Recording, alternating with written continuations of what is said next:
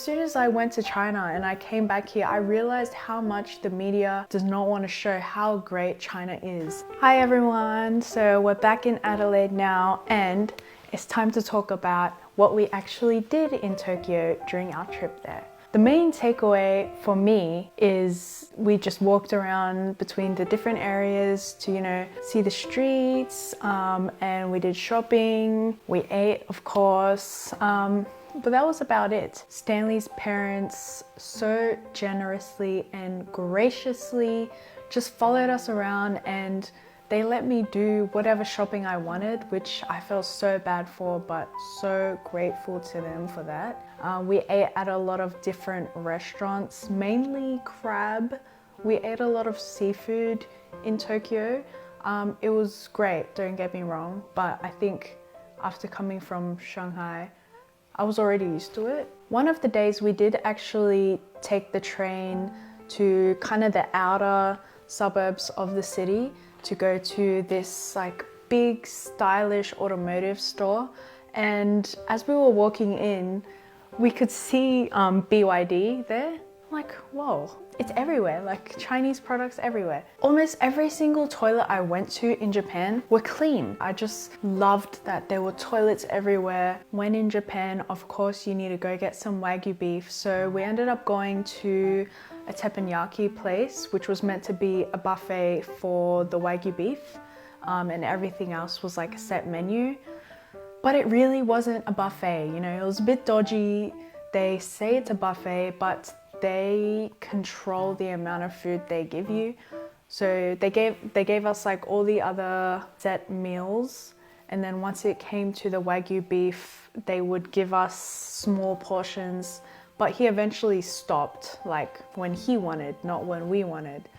So we weren't even full, unfortunately, because places like that, they give you small servings. One thing I don't really like is it feels a bit restricted. Like it just feels like there are so many rules that you have to adhere to. The service people in Tokyo were really, really nice. Well, in Japan in general, very, very friendly. But sometimes it's a bit too friendly where you feel uncomfortable. For me, I appreciate it, but like I prefer to just cut straight to the point and get it done with. But visiting different countries, you need to be open-minded. All cultures are different. I can definitely respect their culture, but I personally don't think I will go back to Japan anytime soon. I don't know, like I went to China first. Like I went straight to Shanghai and then went to Tokyo. It's like you can imagine how I felt. I was very underwhelmed. I feel so spoiled for saying that. I don't know why, but even Stanley said to me a few times when we were walking on the street, I feel like you are so bored here. And I was like, oh, really? Like I didn't realize that it was that obvious that I was bored. I wasn't bored, I was just a bit underwhelmed because Western media, like all Westerners, definitely in the top 3 destinations to travel to is Japan. I guarantee you everybody wants to go to Japan, and even I really, really wanted to go there as well before we went. I was so excited, I had so many expectations, it looked like amazing online, but I was just so underwhelmed. It just wasn't what I expected it to be, and I just don't like how small and tight the streets are. I feel so like restricted. And another thing about Western media, it's just insane like how much the Western media glorifies, Japan. Another one is Seoul in South Korea, K-pop. Man, those 2 countries are absolutely glorified in Western media.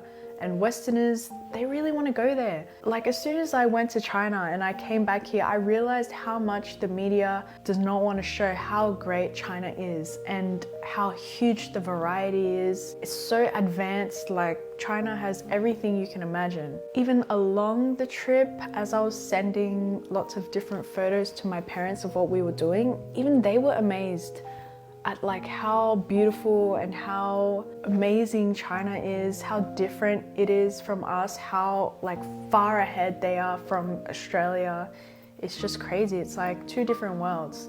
And they were like, wow, I really want to go there. I'm like, yes, you should go there. After coming back to work as well, of course, you're going to get all those questions. How was your trip? The first thing I say is China was amazing. It's definitely worth a visit if you can one day. It was very sad how they reacted. They were like, nah. Oh, that made me so sad when they reacted that way.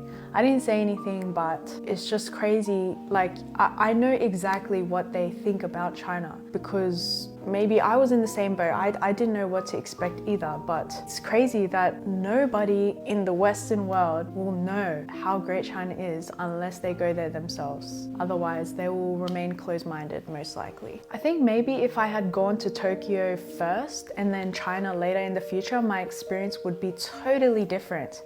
But that's not what happened. So that's now how I feel about Japan. After going to China first and traveling all the cities in China, I love China so much and I really can't wait to go back and start traveling the south because we traveled the north this time. So next time will be the south.